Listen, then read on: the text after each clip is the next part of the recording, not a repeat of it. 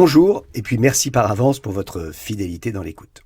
Alors nouvel audio, nouvelle présentation de la prochaine réunion publique du mercredi 22 novembre avec un thème à découvrir qui nous concerne tous, avec peut-être plus ou moins d'intensité pour chacun et chacune. Ça pourrait commencer comme ça. Bonjour, comment ça va? Pas mal et toi?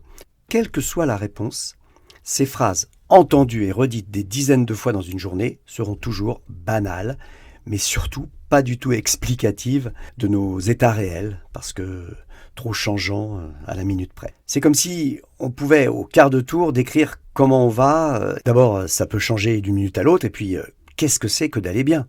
Est-ce que je suis très bien parce que je mange à ma faim, que j'ai un toit sur ma tête, un métier, des personnes autour de moi qui m'aiment et que j'aime?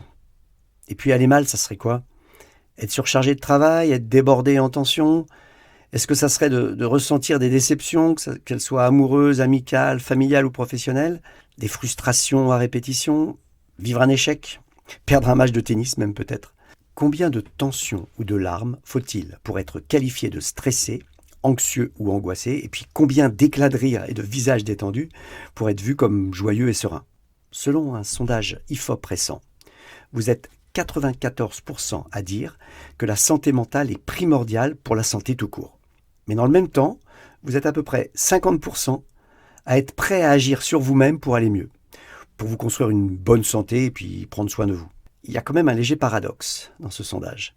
C'est sûr que si on se sent impuissant ou impuissante soi-même à trouver les outils qui construisent cette bonne santé mentale et physique, on se demande quoi faire.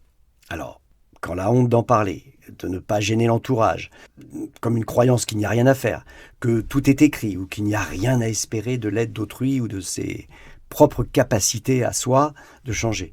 Et puis surtout qu'on trouve 1000 raisons pour ne rien faire. Alors là, c'est clair, on peut attendre la fin de sa vie pour en faire le bilan, ou bien alors déjà s'impliquer maintenant à essayer d'en changer le cours. Et ça sera l'objet de la prochaine réunion publique du mercredi 22 novembre. Comment gérer ce corps en tension? Comment gérer ces pensées qui tournent en boucle et qui nous stressent? Quelle différence il y a entre le stress, l'anxiété, l'angoisse? Essayer d'en comprendre le dénominateur commun et puis se préserver de chacun de leurs effets dévastateurs. Ne dit-on pas d'ailleurs qu'ils sont source de notre vieillissement précoce et puis d'une humeur assez massacrante? Le titre de cette réunion publique est assez explicite.